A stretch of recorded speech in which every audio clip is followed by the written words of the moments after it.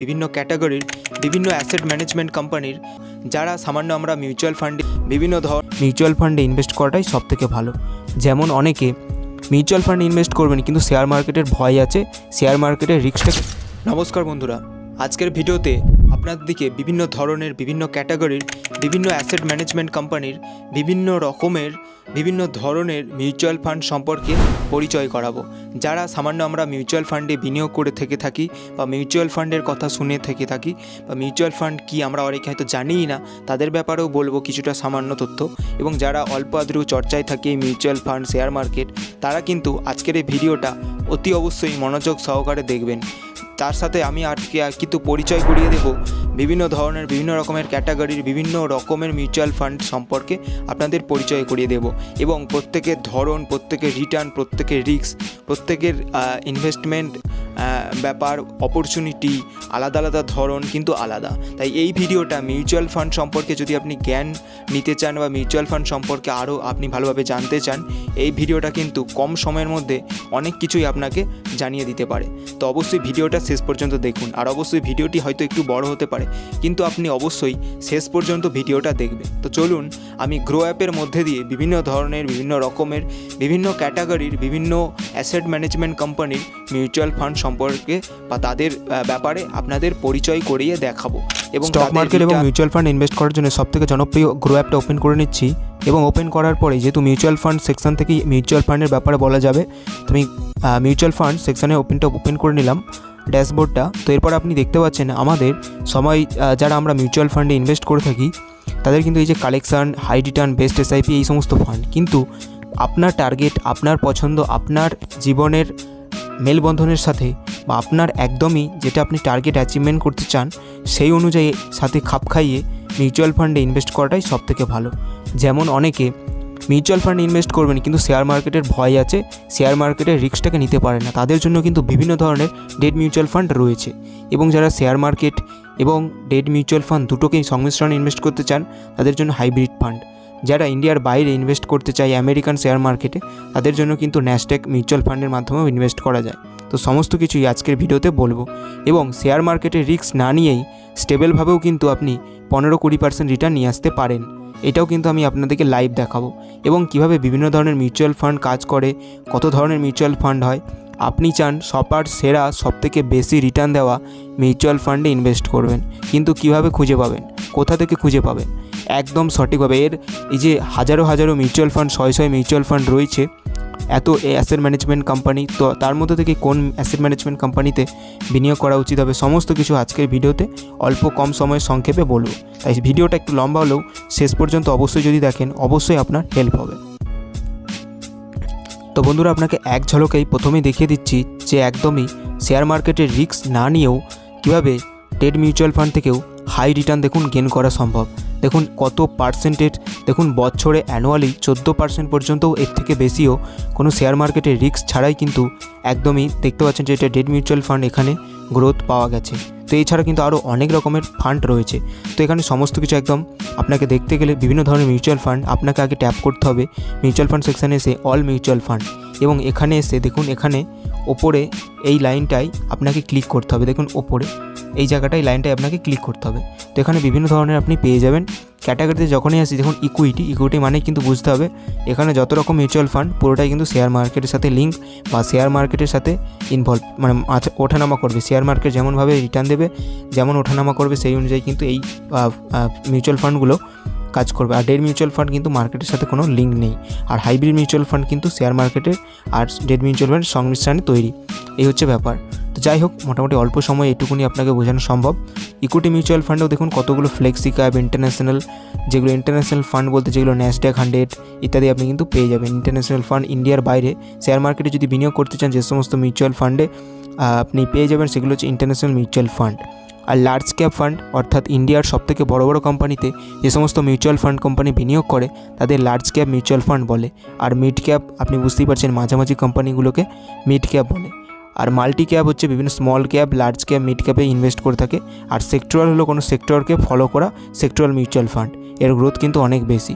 এবং যদি আপনি চান সবথেকে বেশি রিটার্ন নিতে চাইবেন তো আপনাকে মানে high risk very high risk very high return, তাহলে আপনাকে স্মল ক্যাপ চুজ করতে হবে। আমি একদম আপনাকে দেখিয়ে দিচ্ছি।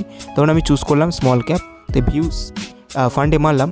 দেখুন কোয়ান্ট স্মল ক্যাপ ফান্ড, দেখুন 1 বছরের রিটার্ন হয়তো দেখুন একটু ডাউন গেছে, কিন্তু 5 বছরেও রিটার্ন দেখুন 5 বছরে যদি অ্যানুয়ালি রিটার্ন মারি তো দেখুন AUM কিন্তু মানে 5 বছর অনুযায়ী প্রত্যেক বছরে কিন্তু প্রায় 48% করে, প্রত্যেক বছরে 48% করে রিটার্ন দিয়েছে এই ফান্ডটা। তো পাওয়ার দেখতে পাচ্ছেন, স্মল ক্যাপের পাওয়ার কিন্তু এটাই।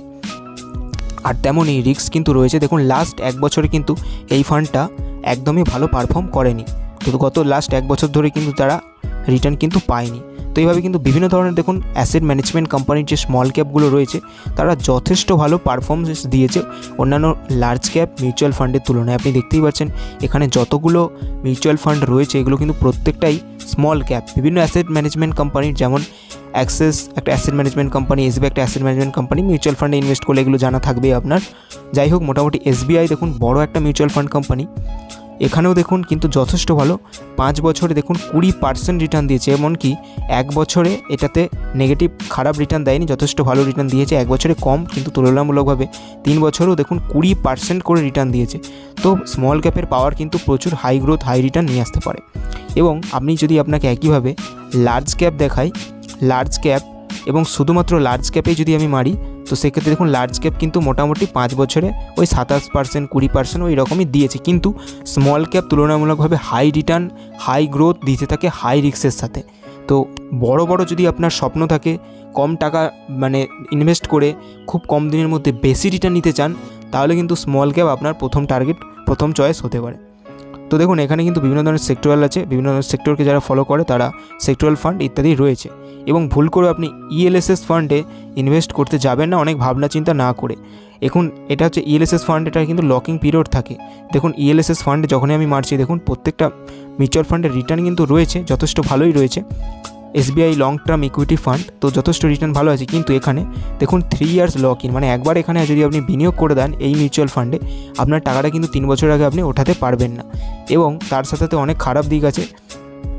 3 বছর আগে আপনি মিউচুয়াল ফান্ডটাকে প্লেজ করে, অর্থাৎ মিউচুয়াল ফান্ডকে জমা করে যখন লোন নেওয়া যায়, এই ফ্যাসিলিটিটাও কিন্তু আপনি এখান থেকে পাবেন না, এটা কিন্তু মাথায় রাখবেন। তো অনেক ভেবেচিন্তে কিন্তু দেখে বুঝে মিউচুয়াল ফান্ডে বিনিয়োগ করা উচিত। অতএব হঠাৎ করে মিউচুয়াল ফান্ডে বিনিয়োগ করবেন না, এগুলো জেনে বুঝে করবেন। এবং একদমই সংক্ষেপে মোটামুটি ইকুইটি ফান্ডের সম্পর্কে বলে দিলাম। এরপরে আমি ডেট মিউচুয়াল ফান্ডের কথায় আসছি।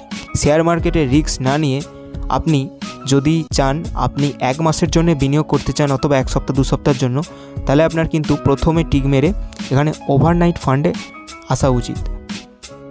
দেখুন বিভিন্ন অ্যাসেট ম্যানেজমেন্ট কোম্পানির ওভারনাইট ফান্ড রয়েছে, 2 দিন 3 দিনের জন্য ইনভেস্ট করতে পারেন, 1 সপ্তাহ 2 সপ্তাহের জন্য। দেখুন ওভারনাইট ফান্ডে কিন্তু লিকুইডিটি প্রচুর থাকে, তো এবং রিটার্নও কিন্তু যথেষ্ট কম, কিন্তু কম সময়ের সাপেক্ষে এর থেকে ভালো রিটার্ন আর দেবে না অন্য কোনো মিউচুয়াল ফান্ড।